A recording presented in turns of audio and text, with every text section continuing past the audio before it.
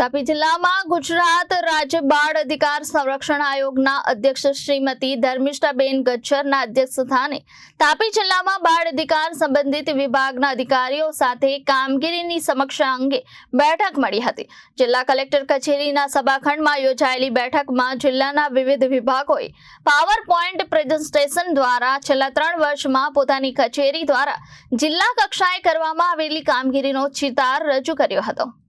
આ બેઠકમાં બાળ અધિકાર સંરક્ષણ આયોગના અધ્યક્ષ શ્રીએ કહ્યું કે આજનું બાળક એ દેશનું ભવિષ્ય છે। બાળકોને સ્વસ્થ, સુરક્ષિત અને સુશિક્ષિત બનાવવા માટે સૌને સાથે મળીને કાર્ય કરવા, બાળકો સાથે સંવેદનશીલતા સાથે ફરજ નિભાવવાનો અનુરોધ કરી ઉમેર્યું કે બાળક એ ઈશ્વરનું નાનકડું રૂપ છે।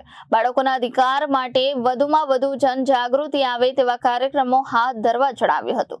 આયોગના સચિવ શ્રી ડી કાપડિયાએ બાળ સંરક્ષણ આયોગના કાર્યો, રચના, બાળકોના કાયદાઓની માહિતી આપી। બાળકોની સુરક્ષા, વિકાસ અને પાર્ટિસિપેશન, સર્વાંગી વિકાસ માટે સૌને સાથે મળીને કાર્ય કરવા જણાવ્યું હતું। આ સમીક્ષા બેઠકમાં ડીવાયએસપી શ્રી નરવણે દ્વારા જે એક્ટ તથા પોક્સો એક્ટ હેઠળ કરવામાં આવેલી કામગીરી રજૂ કરાઈ હતી। જિલ્લા બાળ અધિકારીએ ચિલ્ડ્રન હોમ્સ તથા ટ્રસ્ટ દ્વારા બાળકોના પુનર્વસનની કામગીરીનો ચિતાર રજૂ કર્યો હતો। આયોગના અધ્યક્ષતાના કારણે જિલ્લામાં શ્રેષ્ઠ દેખાવ કરનારી શાળાઓએ પ્રમાણપત્રો એનાયત કર્યા હતા। બેઠકમાં જિલ્લા વિકાસ અધિકારી શ્રી રામનિવાસ બગુલિયા, નિવાસી અધિક collector Shri R બોરડ, DYSP Shri PG Naravane તથા જિલ્લા શિક્ષણ અધિકારી, પ્રાથમિક જિલ્લા શિક્ષણ અધિકારી, મદદનીશ શ્રમ આયુક્ત, કેજીબીવીના સંચાલકો સહિત વિવિધ વિભાગના અધિકારીઓ ઉપસ્થિત રહ્યા હતા।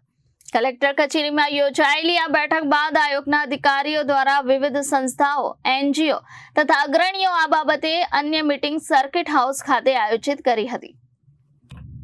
Bureau report, Janadesh news, Tapi.